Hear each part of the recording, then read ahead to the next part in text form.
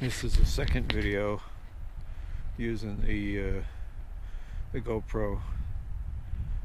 Maybe the sound is better, maybe not, but it's a sound you don't hear up here very often.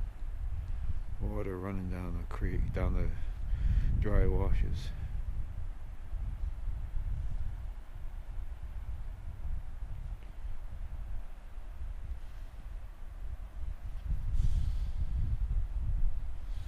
Very strange to hear such a thing.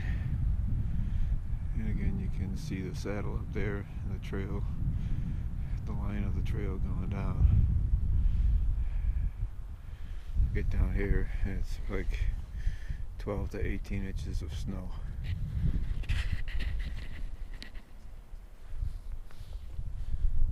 So I'm going to move some rocks on the way back in anticipation of doing work up here at some point.